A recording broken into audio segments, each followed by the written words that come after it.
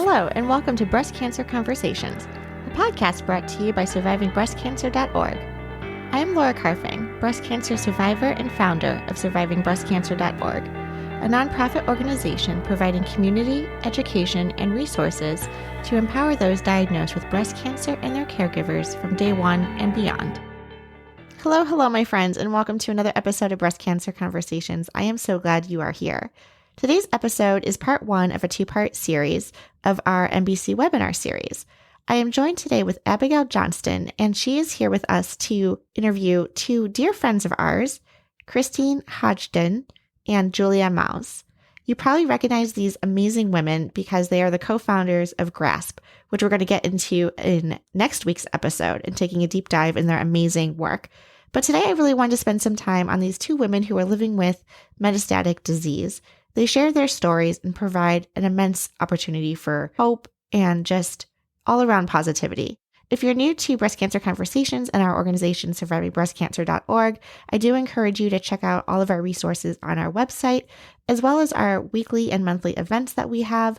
Check them all out at survivingbreastcancer.org/events. And we look forward to seeing you at an upcoming online event, workshop, or meetup. I was diagnosed in April, and I thought that I was going to go through chemo throughout the summer and then I was going to die. That's what I thought. I thought that's how it's going to go because that's all I know. This is how it's going to be. I kept getting better. Like I actually was exercising through chemo and like I looked good. Everybody thought I looked good even though I was going through chemo and I was losing my hair. They were like, you're glowing, like you just look really strong. And so I kind of figured like at some point I was like, maybe this is going to be okay for me. Maybe I'm going to make it. And we did a scan in August and I had NED. Even the spot on my lung was gone. For me, it's very important to be like that one person that someone knows that lived for that long because I know that person for me. Welcome to the conversation. It's such a sobering reality that we lose so many amazing, wonderful people, but yet we have the opportunity to highlight some of the efforts of those of us who are living with this disease. So that's what this series is to talk about the things that other people aren't talking about, but to also elevate those people who are taking what was probably the worst possible thing to happen and has turned that into a purpose and has turned that into something amazing, which is what both Julia and Christine have done with GRASP. Julia, would you like to introduce yourself first? So I'm originally from Brazil. I have been living in the US for about half my life. I came for college and have stayed. I never thought I would be doing anything with cancer or science. I studied economics and used to work for the central bank. And then I was diagnosed at 29 with breast cancer while I was pregnant with my son. And those were some very, very crazy days. I received chemotherapy while pregnant, delivered my son, and after his birth, discovered that the cancer was already spread. So started treatment for metastatic breast cancer. And that was in 2013. That baby is now almost 9 years old. I had some very rough times in the beginning, especially due to brain mets and heart problems. But, over time, we did find treatment that was right for me. And I have been able to manage it and am very fortunate to still be here. Absolutely. Julia, did you run into doctors who weren't willing to take your concerns seriously while you were pregnant? I know that not many people get diagnosed while they're pregnant. Yeah. No, so I had an OB that was, she believed me the first time that I showed it to her. I think she might have said, let's take a look in 2 weeks if it has changed. But it was not a very long time. And so then she insisted that I do the ultrasound right away. And Good. Definitely heard many terrible stories, but I myself was lucky with my doctors. It is very different for those of us who are diagnosed prior to getting mammograms, just in terms of who we see. I was tandem breastfeeding my boys when I was diagnosed, and it's kind of a no man's land. But just, what doctor treats you for breastfeeding? There aren't breastfeeding doctors, and so you kind of fall into that weird, like, where do you go when you have something going on? I ended up at my PCP, but when you know something is wrong, follow up and make sure that you get the medical treatment that you need. Thank you, Abigail and Julia. Christine, can we turn things to you? And if you could give yourself an introduction. My name is Christine Hodgdon, and I was diagnosed with metastatic breast cancer in 2015. I did have a bad story with a doctor where I had a surgeon that I had an OBGYN who referred me to a surgeon, and the surgeon told me that I was too young to have cancer and I didn't have any history of breast cancer in my family. I was 34 years old. It took about 8 months for me to get my actual diagnosis. He refused to biopsy.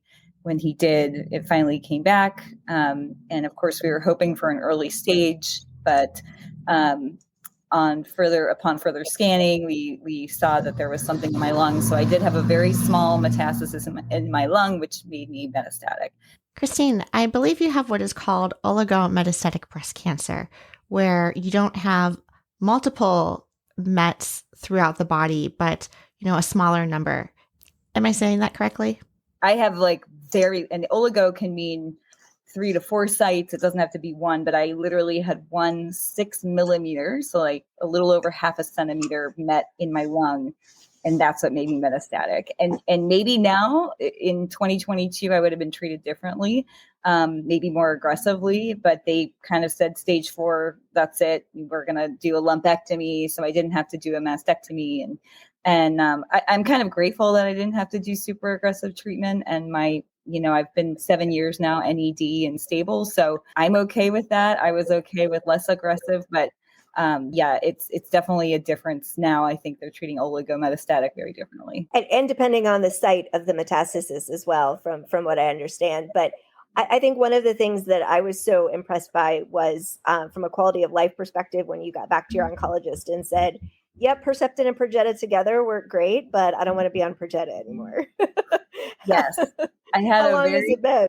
It's been, so it was like right when the pandemic started is when I said I would really like to drop this drug. I had been on it for 5 years. I had really bad itching, pruritus, I think is the technical term.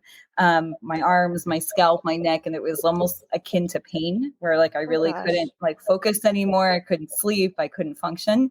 And I found out through the community, not my doctors, but I found out through the social media community that it was due to this drug, Perjeta.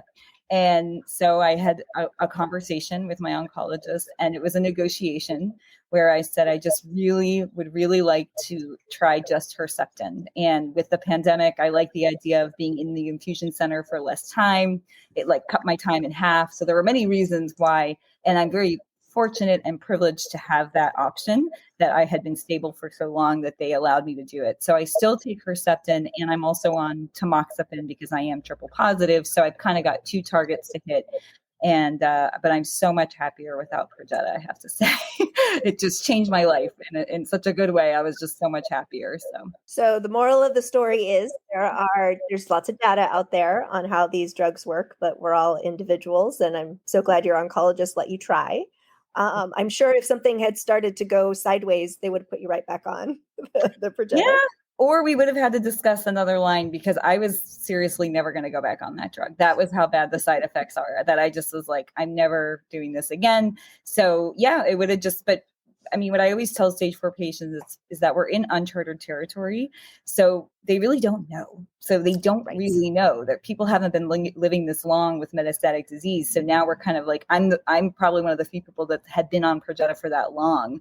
And to be able to say that it actually took 2 years for the symptom to develop, which is why I didn't get caught in the clinical trials. And it took about a year for the symptoms to stop, even after I stopped the drug. Wow. So yeah, so there's just a lot that they don't know. And, you are a patient of one, and you are individual. And yes, it's good to look at data and stats, but it is a little different for each person. Yes. And asking for specifics is not a bad thing. So if your doctor says, this is what happens it's totally fine to say, do you have a patient I can talk to where that happened? Or do you have a paper that says that? Or is there another doctor that I can go talk to? And I'm sure you guys would agree that if you start asking questions and your doctor gets a little squirrely, that's a bad sign.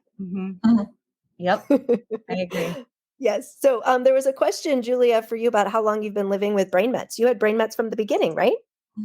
It is my 9-year anniversary of my, in theory, it's the early stage diagnosis because I didn't get the confirmation of Mets until August after my son was born. But yeah, almost 9 years.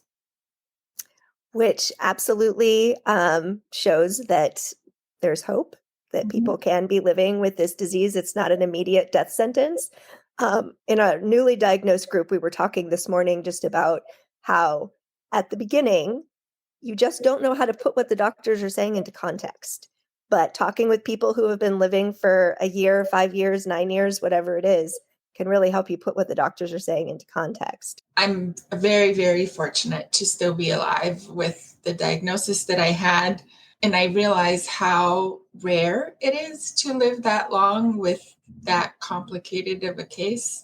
For me, it's very important to be like that one person that someone knows that lived for that long, because I know that person for me, And when I heard about Terlisa, I thought she was a legend. And, the day that Well, she kind of is a legend. Yeah. Really. Let's just be honest. She was not a person, just a legend.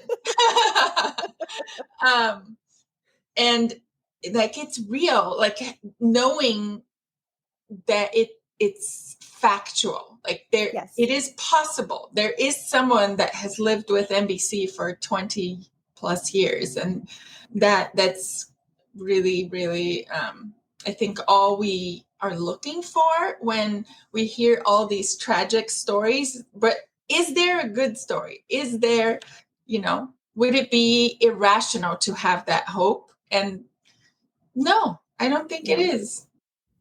I really believe hope is what keeps us going. We need to have it in some form, some sparkle of light, some sort of essence of there is hope out there. So thank you both, Julia and Christine, for sharing your personal stories, your diagnosis, living with metastatic disease.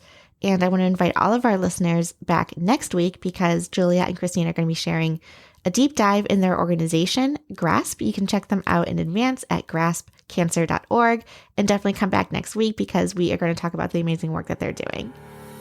And thank you all for listening and tuning in week after week here on Breast Cancer Conversations. Please be mindful that all of our content and information is for educational purposes only and is never a substitute for medical advice.